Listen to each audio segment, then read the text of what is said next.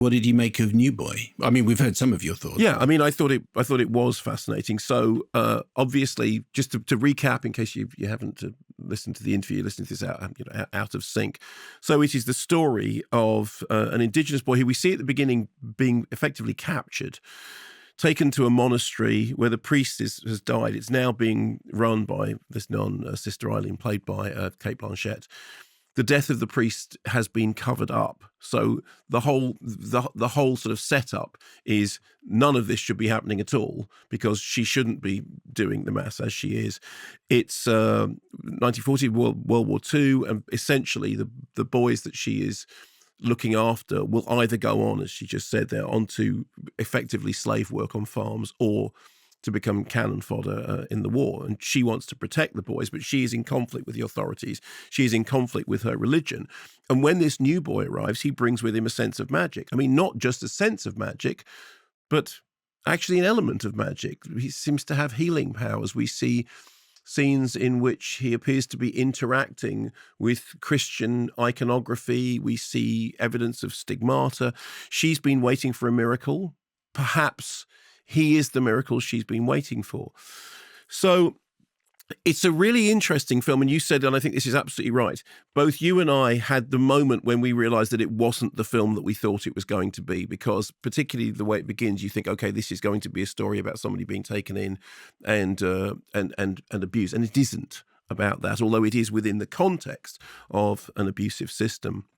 So the director, who is Kadich Aboriginal from raised in Alice Springs, has roots in the culture, but more importantly, has the skills to tell his stories his way. If you remember, we reviewed Sweet Country, you and I together when it first came out. I was very impressed by it.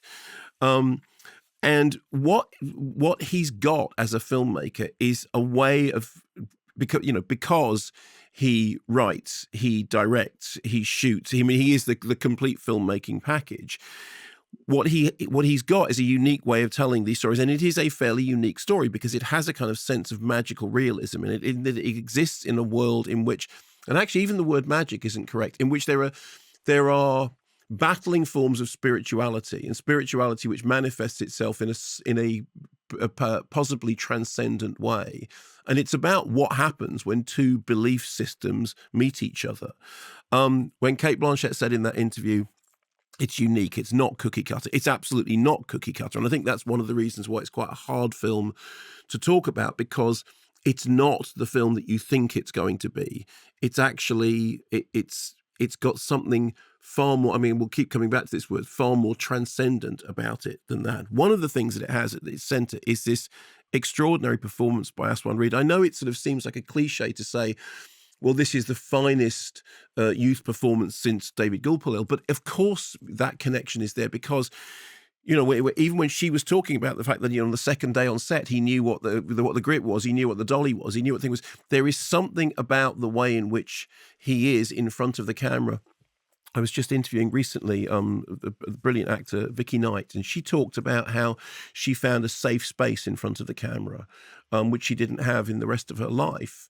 And I think when you see it's extraordinary. I mean, really, really extraordinarily accomplished performance that is nuanced and smart and clever and playful and completely natural, but also absolutely not random. And I do think that's why you look at that and you do think, okay, David Gulpilil, you start thinking about that extraordinary career and how, of course, when we first saw him in Walkabout, it was an absolute revelation. Wonderful score by Nick Cave and Warren Ellis, which becomes the voice of the landscape, but also becomes the inner voice of this child who isn't verbalizing, but is saying so much in a non-verbal way. And an awful lot of that, I think, is to do with the score.